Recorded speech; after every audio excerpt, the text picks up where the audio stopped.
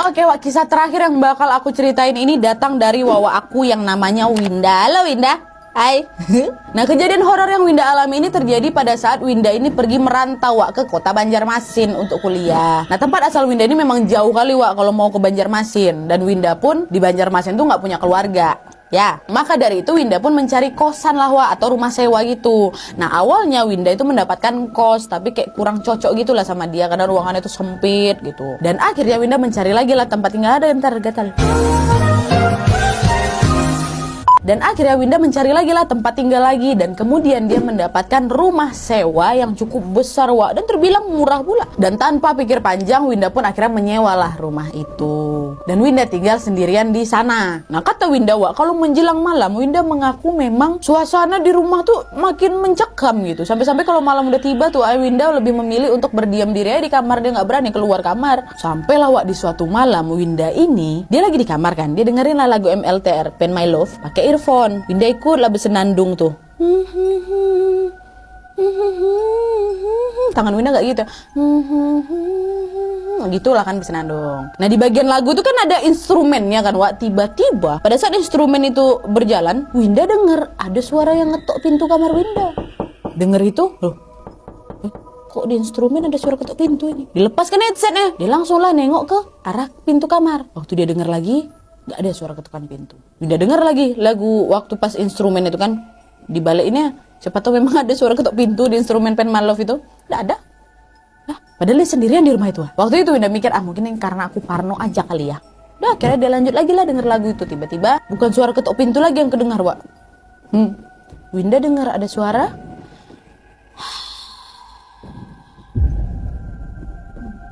pelan kali suaranya kayak berbisik, kata Winda. Nah, waktu itu Winda pun masih mikir itu adalah bagian lagu yang memang sedang Winda dengarkan. Winda coba putar ulang lagi kan beberapa detik ke belakang, tapi di hill gak ada suara itu.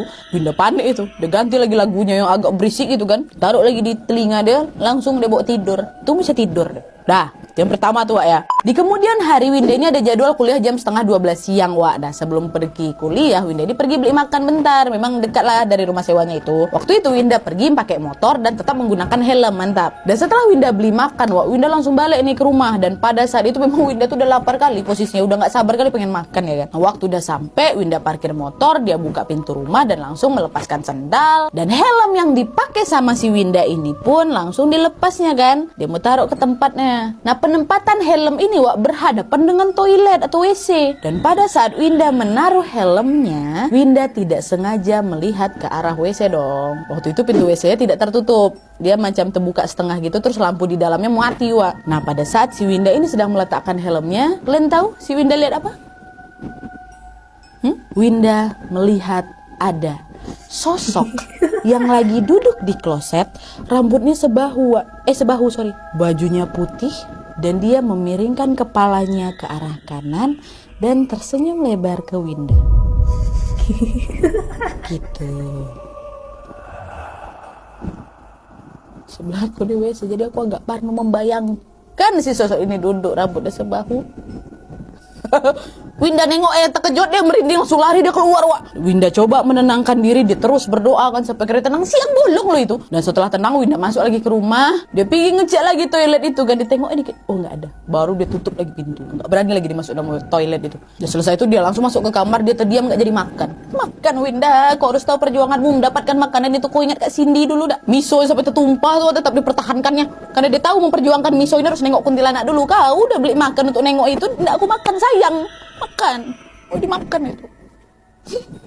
Udah lah tuh ya, makin takut lah si Winda tinggal di sana, mau pindah tapi sayang udah bayar setahun ya kan. Akhirnya Winda berusaha lah, Wak, untuk melawan ketakutannya itu dan terus bertahan di rumah sewa itu. Nah terus, Wak, selang beberapa bulan kemudian Winda ini udah dapat lah kan teman akrab di kampus. Winda sering lah ngajak si kawan ini untuk mampir ke rumahnya, dan pada akhirnya si kawan ini suka nemenin si Winda juga tuh di rumah. Nah pada saat itu kita sebut aja nama kawan ini Mawar ya. Nah pada saat si Mawar ini di rumah Winda, tiba-tiba kawannya si Mawar mengajak Mawar untuk pergi makan. Mawar terimalah ajakan kawannya itu kan, dia Sherlock lah alamat rumah si Winda. Win, aku pergi makan dulu ya sama kawan aku, katanya. Pergilah kok, udah Sherlock lah alamat rumahku, kata Winda kan. Nah pada saat temannya si Mawar ini tiba di rumah Winda, kawan si Mawar yang jemput Mawar ini terkejut. Wah, wih, rumah siapa ini? Mawar bilang rumah Winda, ngapa? Mawar menanyakan hal itu karena ya aneh aja nengok kawannya tiba-tiba nyampe rumah Winda terus kaget gitu ya kan. Nanya pula ini rumah siapa. Akhirnya kawannya si Mawar ini barulah dia bercerita.